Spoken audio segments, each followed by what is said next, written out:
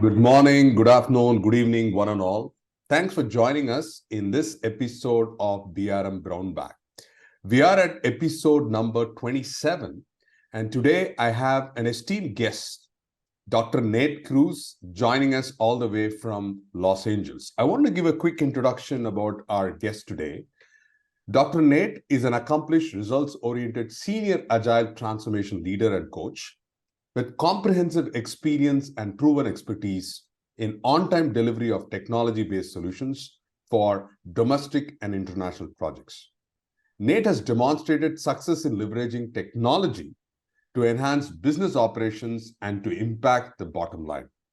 Nate is also a respected leader at empowering cross-functional teams to drive organizational success that surpasses corporate goals.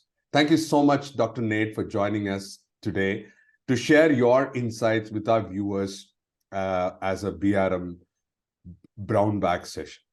How are you doing today? I'm doing great here. Thank you very much. It was great to meet you when we were in Portland, and thank you for honoring me with this opportunity to speak at one of your brown bag sessions. I consider it a significant honor, first to meet you, but also be part of this session here. So let's get going and have some fun. It's my pleasure, Dr. Nate. Thank you so much. So I wanted to kind of kickstart and set the context, because one of the things I believe that is pretty unique to you as part of a leader is just being hands-on on technology experience and also your agile transformation. So I wanted to pick up your brain in terms of this whole episode around enterprise agility and business relationship management. And as a coach, as a transformation coach, you have actually played significant roles, but also you are a certified business relationship manager. You're doing around the BRM. So that's a terrific combination. It's not many of them possess. So we are pretty excited to have you share some perspectives. But just let's get kick-started on this whole term of enterprise agility. First, let's talk about it. What is your take on this whole concept, and which all this digital transformation heading on? What does that take us in the journey? How do you see that overall, Dr. Nate? Okay, well, thank you very much here. So, well, first of all, agility is a topic that was born from a software development team. Actually, we had a bunch of what I consider to be disgruntled software developers that thought that waterfall was too heavy. Right. Too much process associated with it. And Right. they came up with their own ways of doing it in a lighter fashion, in a quicker fashion, more collaboratively, and came with a set of skill sets. Right. Now, when we start talking about enterprise agility, what happens is, they started at the team level, and then that expanded up a little to larger teams, and then we get to to enterprise level. So when I start talking about enterprise agility, I'm away from the frameworks. I'm not talking about Scrum. I'm not talking about Kanban. It's how quickly and how nimble an organization can respond to the circumstances they're facing from the outside world, no matter what they're facing. And that's a pretty daunting task. So enterprise agility is putting yourself in a place where you can respond quickly. Now, large organizations, the way they are set up, in the old command and control environment, tends to take three to 5 years to respond. Sure. And that timeline is no longer welcomed in today's environments. We have to have shorter timelines to get things done. So that's what my definition, what it is. It's about a behavior of an organization to respond nimbly and deliver frequent values of elements of value to the customer on a regular basis.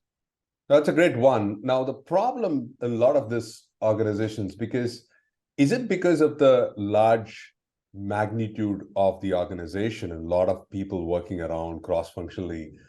Is it going to be difficult for larger organizations when they grow from a size perspective, or is it kind of immaterial whether from a size of the organization and the task force that they actually accrue? Right. Well, size is a factor. Right. So as we deal with people, we deal with personalities, attitudes, and all those kind of things here. So that is a factor here.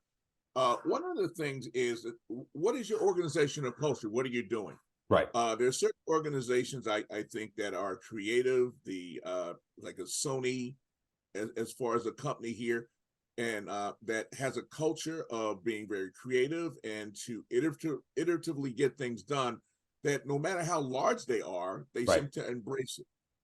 Now, companies that have very strict regulatory processes and activities that need to have, then that becomes a different type situation.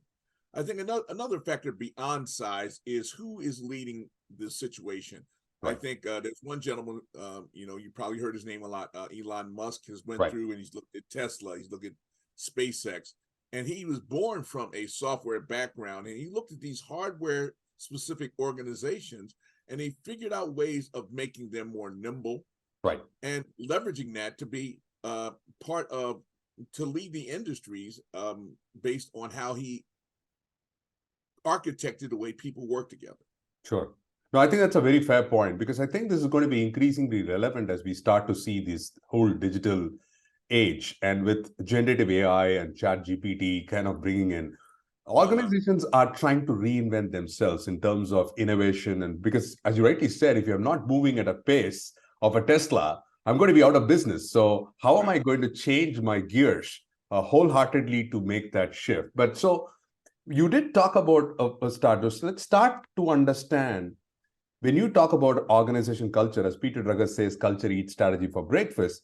Now, how do you really foster a culture of enterprise agility? Because frankly speaking, as I go and coach a lot of people and I see, people think Agile is about doing Scrum, Kanban, and all of those stuff. They still see this more from frameworks and best practices rather than just really understanding the spirit of being Agile.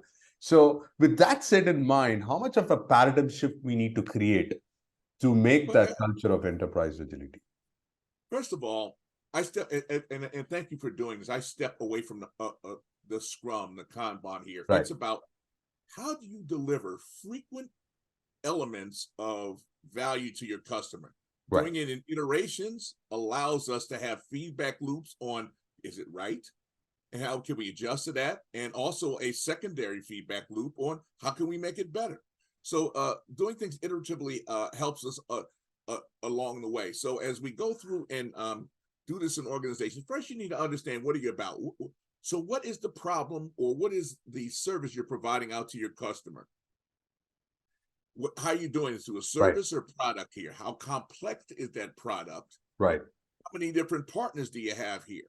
And by going through, and I really encourage the more complex the product or service you're delivering, that you're going to need help, because the executives themselves need to have some fundamental knowledge. One, they need to know their business, they need to know their customers, they need to know the people in the organization, and they need Right. to know themselves, because around culture, the executives tend to be the seller or the person who's orchestrating out there and keeping the culture alive and going forward here. So if you don't know what you're talking about here and what's going on, that's important. I really advocate the use of value streaming out on how you deliver value to the customer. What's the customer's journey to value that they go through to get things done here? Right. So as far as the process of having a culture, understanding what your culture is, who are the keepers of the culture? Are you the keepers of the culture? In some organizations, some of the people have been around for 30, 40 years, maybe the people keeping the cultures. Putting together a vision and a message that is so tasty to them, they understand, hey, I want to be this and change along the way. And then organizing it in a way that you are constantly being the one who's evangelizing the topic at the highest level. Right. And you have captains at other levels who are saying the messages. So we keep everything same topic, maybe in more details, we get lower in organization here. So culture, you're correct. If the cultural that exists in place is not accepting of what you're trying to do, even if it's the right thing to do. Right. So one of the things, you have to do some due diligence. I always ask these executives to really participate in a change model. Just go, because a lot of times some people say, we're going to go Agile. Well, let's do Scrum. And then we're Agile. End of story. Let me know how you do at the end of the month. No, it's how agility will happen. It can be more collaboration. It's more about innovation. And also the executives fundamentally have to change how they behave.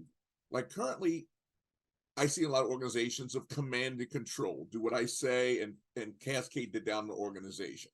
When we look at the situation of today's environment, we need a farmer who puts out plants the crops and lets the crops grow. And as they grow and the people grow within these organizations, they're just not individual Right. cogs in the process. They're knowledge workers who are many CEOs who are making many difficult decisions at the lower levels here that make the organization stronger as we deliver along the way. So there has to be alignment of the culture and how you want to do things. Now, one of the problems that I see though is it requires investment. And sometimes when you see with the training and bringing in coaches aren't cheap, but they are very effective. There is a cost associated with it. And I would strongly advise some of those executives to think about these as an investment opportunities rather than a cost measurement, because you're investing in this long-term to get things done here. And it can literally be done, but it has to be very systematically thought of, even with simple processes, what my culture is as is today, and what do I want to evolve the culture to be, and revisiting that new change culture a little bit along the way and making those little tailoring cuts to get to the place you need to be. Awesome. That's a great way of summarizing how to foster a culture of enterprise agility. Going back on that point, I was just reflecting on what Daniel Pink says about high-performing organizations, right? So it talks about 3 key elements, and you talked about that very subtly, about purpose, right? What's your purpose? Why are we there at the first place? But also mastery of the skills, and then giving the autonomy. So that's one of the other things that I wanted to kind of understand is the autonomy that organizations provide today for their knowledge workers. Are we trying to provide an opportunity where they are able to provide an opportunity where they are on their own to make their decisions quickly, nimbly? Or are we still seeing that option of autonomous teams, self-organizing, a desirable state, but we are still getting into that bandwagon? Okay. So the first thing I want to say, and this is not a correction to you, I would say no one in the organization is on their own to make the decision whatever they want to. Everyone has guardrails. Sure. Right. So at some level in what we've done in traditional organizations, we just say, go do your job. Don't worry about how to make it better. Just do the task, and I'll worry about coordinating at the higher level, and it cascades up. This is about allowing the members of your team to start making decisions. Right. So, it's from the highest level of the organization, you're starting to push down decisions that you don't have to make in an organization. Right. Now, large standing like things like building buildings, data centers, moving strategic partnerships with other organizations. Those are big, long-lasting things that the executive should happen. But if I'm rolling out a new product line, do I, as an executive, even if I was on that product line 20 years ago, am I the right person to make the decisions around tires and batteries and doors and the digital experience within the car? Right. Probably not. So you defer that down to the organization, to the right people to get things done. Right. What happens there? On the Dan Pink's situation, what he clearly states, we can't motivate people by just money anymore. We talk about mastery, giving them opportunities to go through and learn how to do their job. Right. But also you allow them to make decisions around what they do. Instead of telling them, this is the task I want you to do. Right. You let them to decide, this is the problem that needs to be solved. What do you think is the best way of doing that? And then obviously it gets reviewed and you have feedback, but it lets you feel that you're more of a change agent within the process. And also the one thing that is, as you allow people to make more decisions about what they want to do, it no longer, it becomes collaboration, not work. It's not drudgery, it's fun. Absolutely. When you go to work every day, when you're fun, you see people running, you're almost knocking the doors off the hinges as you're going to the organization because you can't wait to get there and you're not watching the clock during the day. And those are the kind of people that most people want to work with here. But we have to allow to understand now there's certain processes, that requires oversight. Those guardrails become, if I'm doing a nuclear plant, I got to have tight guardrails because of the impact of problems, right? Absolutely. But you try to give people as much decision-making power as much as possible. And based on what they have been able to demonstrate, you give them more over them. Right. Absolutely. And that's a very important point that you bring in around people giving the autonomy and then making that people being excited about jumping out of the bed, even on a Sunday morning. When is my Monday going to click on rather than the Monday morning blues? So which is very appropriate in this part. So On this part, let's talk about this is the BRM Brown Bag sessions where the business relationship managers really wonder how are they going to play the role of in an enterprise agility kind of an organization. So based on your experience and looking at the role, discipline, and capability of a business relationship management, how do you see this fitting into the overall scheme of things? Where do they get fit in? Because they are also struggling to have this identity crisis. Where do I really fit in the overall scheme of things? What's your take on that? Okay, well, first of all, I kind of found out when I went to Portland, I'm a little bit of a unicorn, sort of like Aaron Monroe is. I mean, because he Right. has a deep agility background and a connection to the BRM Right. activities here. So I look at this, let's say it's a musical reference, right? So the metaphor is, I think that integrating technology is an instrument. Now, how well you learn how to do that technically depends on how you play the sonnet associated with that. Right. Your ability to integrate that in with the rest of your team gives us a great orchestra presentation. In this process, to get better, we have to have teachers, right? We have people Right. to teach us to Right. become better technically with our Absolutely. soft skills along the way, and also how to work better as an orchestra to get things done. That would be the folks that along the line of the side of the team coaches and the enterprise coaches along the way. Now, but as we go through, what's the right concert to have in what city and right audience and when and right dates? That's where I see the BRM. They make sure they bring the right people together Right. to make the experiences we need to have over the course and events happen correctly. Now, the one thing you strive for is to be very strategic. And I saw that being over and over again, storytelling being strategic, and that's great. And I've been in the role of a similar role called a customer relationship manager. And being on site, you see so many people struggling at the tactical level. You just, let me help them. But sometimes when you dive in at the tactical level, you're not helping them, you're hurting them instead of enabling them. Sometimes you let them struggle and realize there's a system in place to get things done. So a BR person kind of is a person that sits back on the landscape and understands the relationships on how value flows, Right. how things get done. And I think there was a diagram many years ago talking about the leakage of the pipe. Yeah. They are plugging those holes as far as waste along the way. Sure. But the key thing as a BRM, we still have to continually try and strive for and even reprogram ourselves to the point where it must be strategic. I'm bringing all the right people together in the audience, and I'm at best I want to be as a facilitator of the conversation to get things done, not a doer. Yeah. So if we go and look at the list of things, your name should not be on a list of things to be done. You were the person that orchestrated the meeting and the cocoon that people would have to have the conversation ends. You orchestrated that, and you step back and let all the right minds go forward. And that's what I see the role of the BRM doing. That's a great analogy about the music instrument and how you did that. You really articulated very well, Dr. Nate. Now, the point of conversation starts to stem up that, well, every BRM wants to be more strategic. And I tell this often that it's very difficult to think strategic when your pans are on fire. So in your opinion, when business relationship managers are tactical in nature, is there anything that they can do to push themselves to be the trusted advisor and strategic partner? Because sometimes with the day-to-day operational issues that weigh down and a lot of this escalations happening around, how can they keep their chin up and look at being more strategic? Are there any kind of secret sauce that you would suggest? Yes.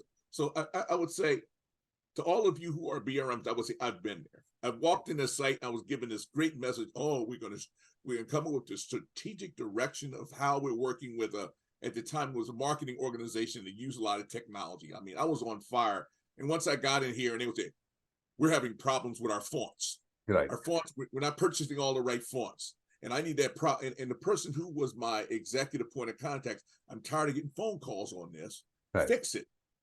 What has he done? He's brought you in strategically and he's given you a tactical mission.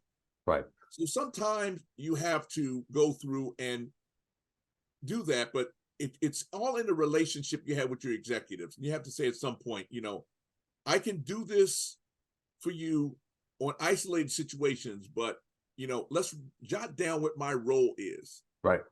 And let's say, and if I do these tactical activities here, help me transitions to the strategic level. Give me that seat at the table at some point. Help me be there, because that's where you're at. Because if you keep calling me with all of these activities here, if I do that over and over again, eventually that's the way the organization views you. Right. I'll give you an example. I had a situation where I was on site, and we called it customer relationship management. Got in there early.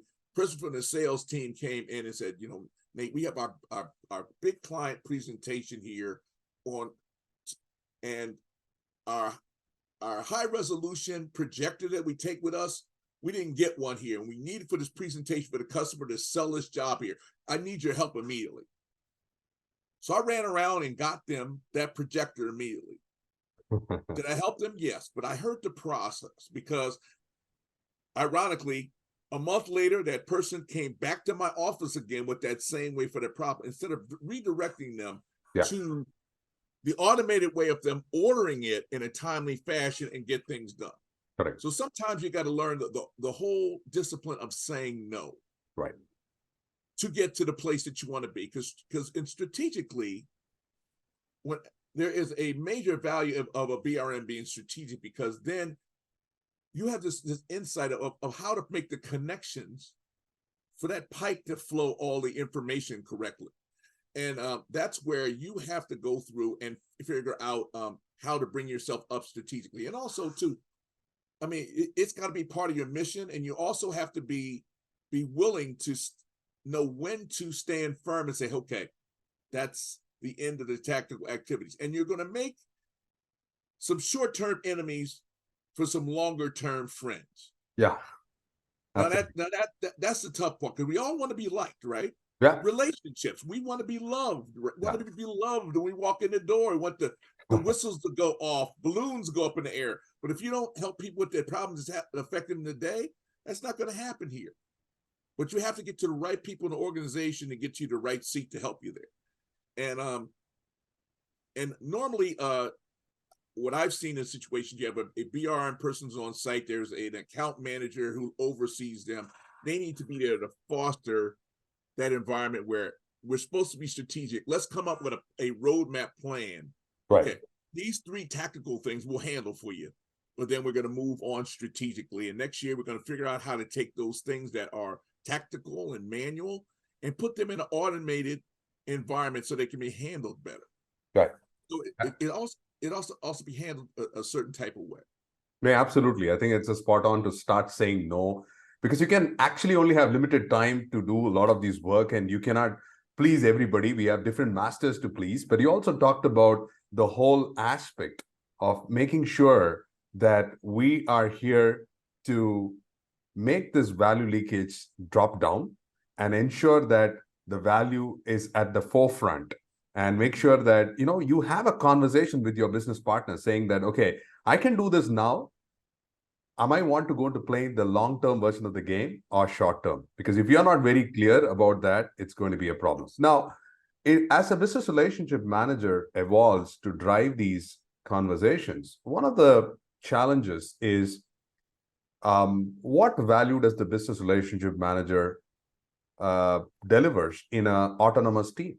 Typically, there are projects, programs that is being run over, and then they have their deliverables in terms of user stories, looking at story points, looking at all the metrics that they have. And sometimes the business relationship manager is questioned. Okay, I know that you are focused on strategic relationship and partnership.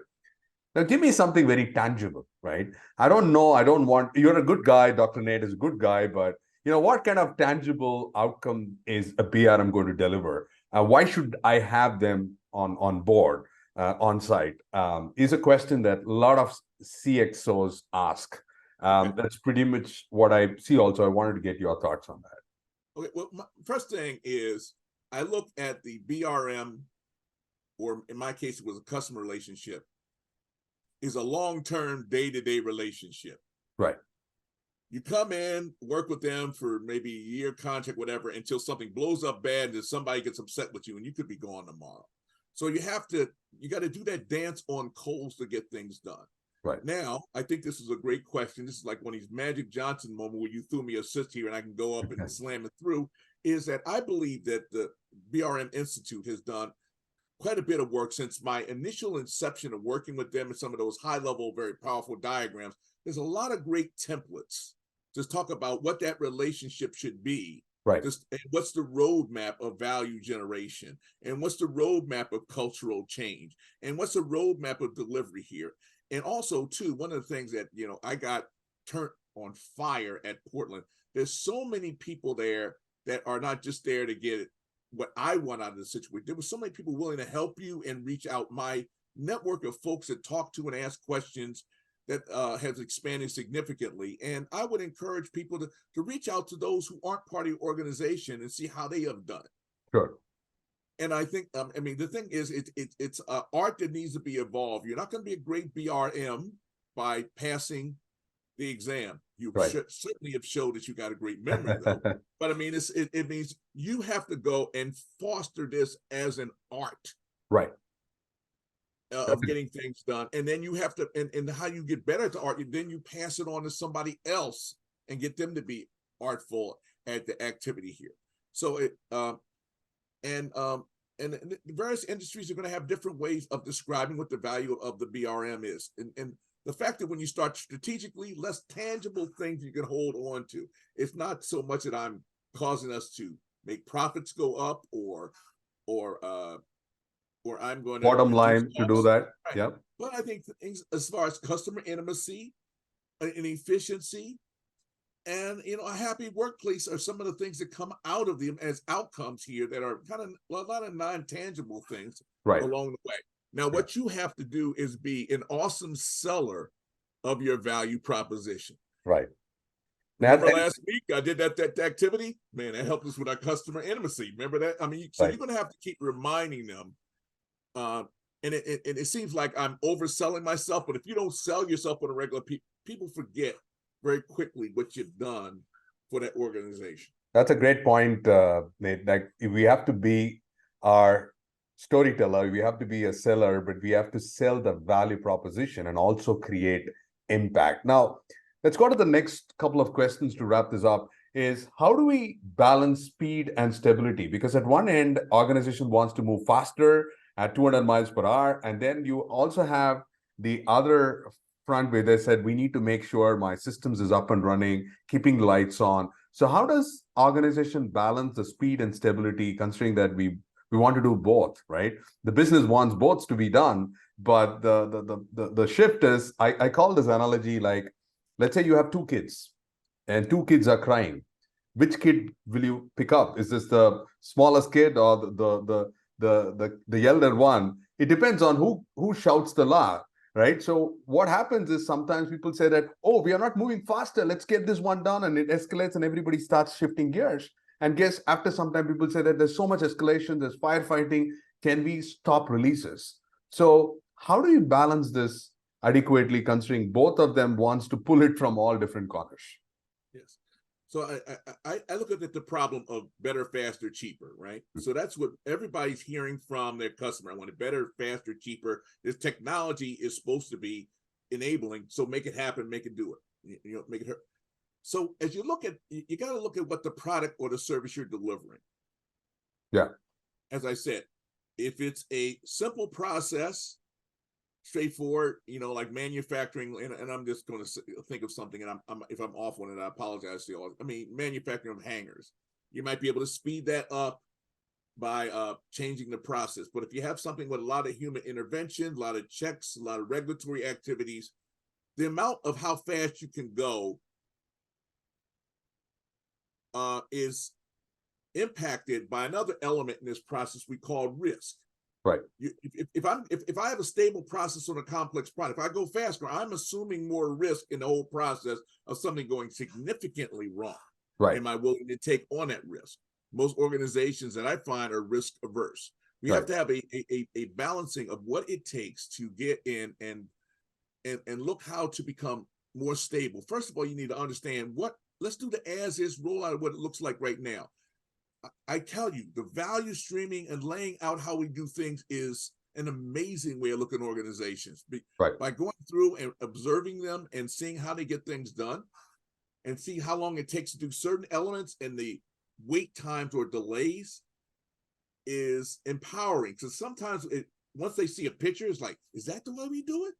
Yep, that's and then all of a sudden you can see how to take waste elements out and of your existing process and make it happen, deliver faster. And sometimes too, in this delivering frequent elements of high value to the organization, taking out defects is an acceleration of the value proposition. Because if when I give it to you on time and it works exactly like you're supposed to, that's acceleration in its own self, but in a different way.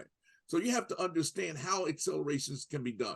Now, if I'm doing a satellite system, am I going to be able to take that from 9 months down to a 2-week turnaround? I don't think so. No. But I might be able to take a year or two out of the process, and that might be significant. I mean, given the fact of how much they cost, that could be $300 million.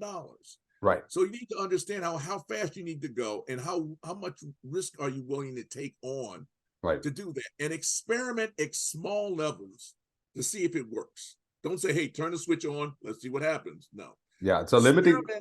Yeah. And then grow off the experiment as we go forward. So slow down to go fast. Absolutely. And I think the part of the last point that you touched on was limiting your blast radius, because you don't have a lot of time and begin this whole thing. We want to have just enough amount of experimentation, like hackathon kind of game days, to kind of get yourself excited about it. Because guess what? Experimentation and learning is one of the ways that innovation is going to be important to make it happen. And that's a tough thing to bring into organizations. A lot of the time you say, hackathon, what's that? Oh, we get to play. So what deliverable was that associated with? So, I mean, it's like they look at something that it's not really part of work, but it's a fostering element. It's the fuel of innovation to learn how to do things in an innovative way. It's a hackathon. It's one example. Absolutely. So final question would be, as we talk about enterprise agility, people want to look at, we all love measurement and metrics. So what metrics should we use to measure enterprise agility? And this is, again, going back to the CXOs saying that this is the value that we got by doing enterprise agility in our organization. Well, the whole thing is, and I actually, when I was going through and coming up with some slides I want to show them, I said, I don't think that's what he wants this in the podcast. So one thing, when you start to look at it in agility, I think we needed KPIs. I think you've probably heard of those. Sure. But those are lagging indicators. That tells me what I did at the end of the month, and I can't change that. Correct. I think if we start to talk about more agility and want to change things, we need to look for more leading indicators.